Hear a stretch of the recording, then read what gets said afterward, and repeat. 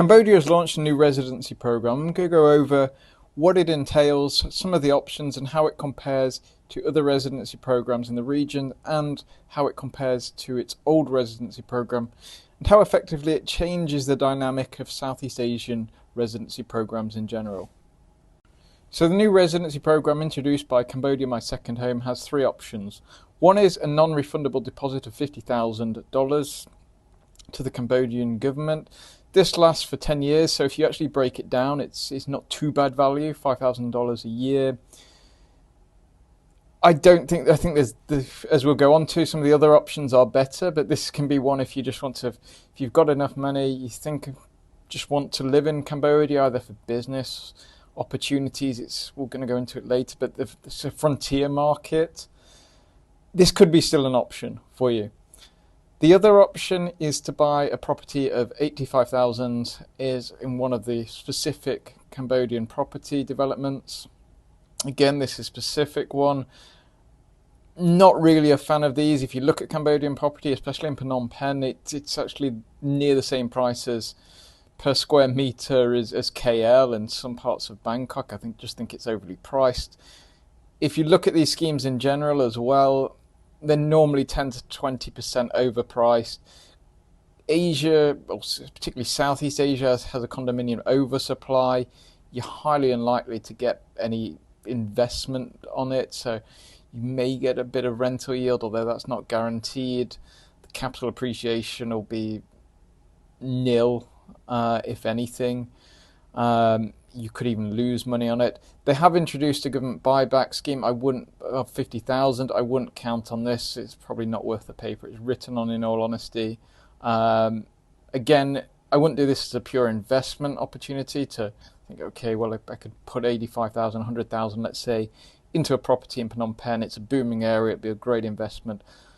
I don't think these properties in particular would be great investments. There's just an oversupply. They're usually quite expensive for what they are, and low quality. I think if you really want to invest in property in Cambodia, you've got to be on the ground and kind of do your digging. It's still a frontier market there, and it's actually quite expensive, like I said before.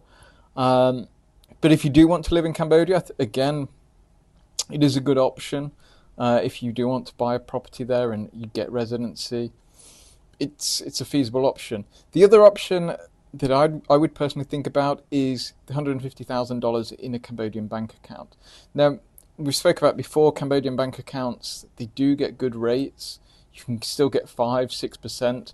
There is big banks opening up in Cambodia, Maybank. Some of the banks, they're not fantastic, but they're okay that you have there. And again, if you can get 4% in US dollars, because again, US dollars is a secondary currency in Cambodia, it may not be a bad option. If you have, my philosophy behind it was, I have 150,000 in the bank account anyway with HSBC. Maybe I'll just move it across, and you could get Cambodian residency with it. It's one of those options that may have you thinking, okay, well, if you've got that liquid, maybe it's not a bad option. So who do I think it's particularly for? Maybe if you want to get a residency in Southeast Asia, you like Southeast Asia as a base, it's for those. You may want to diversify. You may have Malaysia or Thailand as your residency and want to diversify either the political risk, and you think this is a feasible option, especially if you've got the money liquid. I think maybe, why not? You don't know where Cambodia is going to be in 5-10 years time. The things you see with the residency programs is, particularly in Europe, they have got a lot higher. Cambodia is a frontier market, and it's potentially going to go up quite significantly in the next 5, 10, 20 years. So is now a great time to get in. For example, Singapore.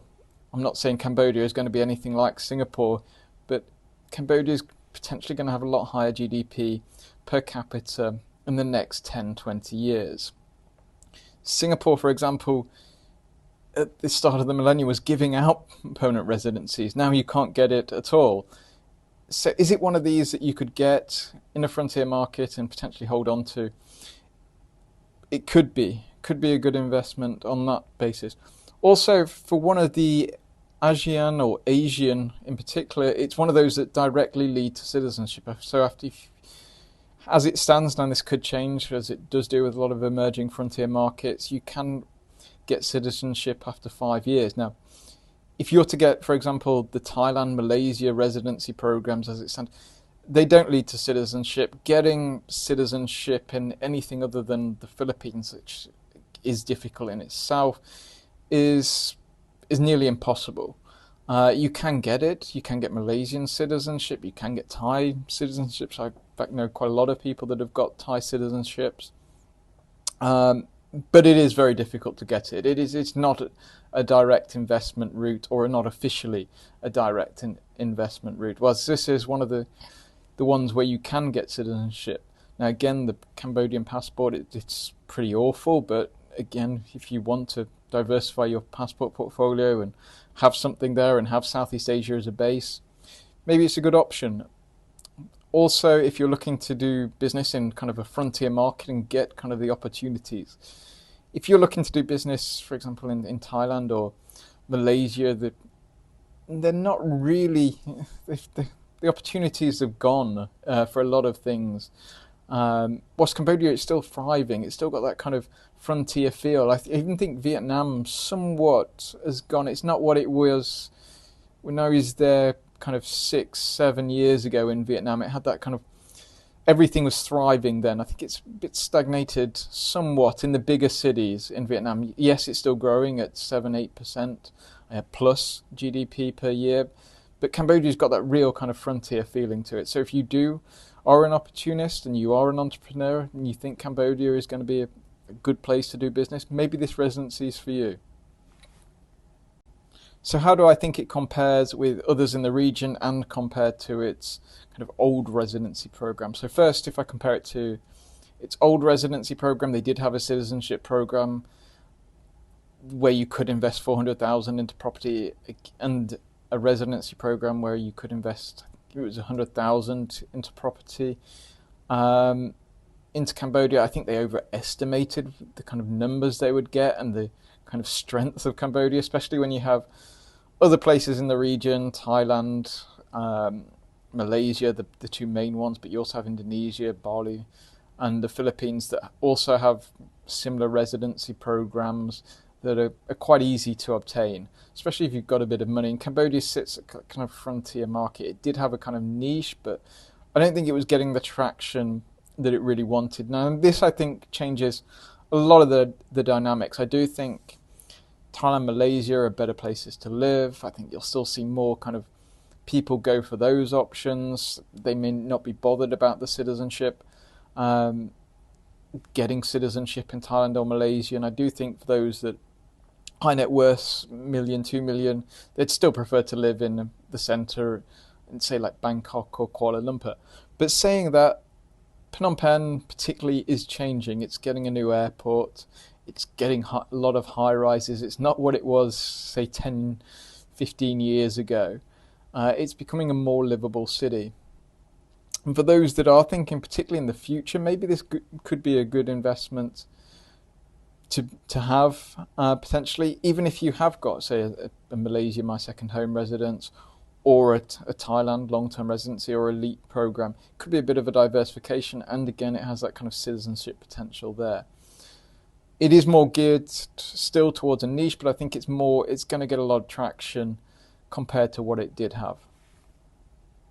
So my personal thoughts on the changes is that I think it's a great change. I think Cambodia is actually very forward-thinking in this, in seeing that it had a residency program that wasn't working. It wasn't really competitive, especially when you have kind of better places to live and residency programs that are very attractive. It just wasn't working. So they have changed the dynamics, and I think this will be more appealing to a lot of people, particularly that are looking to live in the Southeast Asian region and have a base there. I do think it's a good option and it's a way forward. I don't think it's perfect, but I think the way to citizenship and the development that Cambodia, particularly Phnom Penh, has potentially, I think it's a way forward and that many will see it as an attractive option.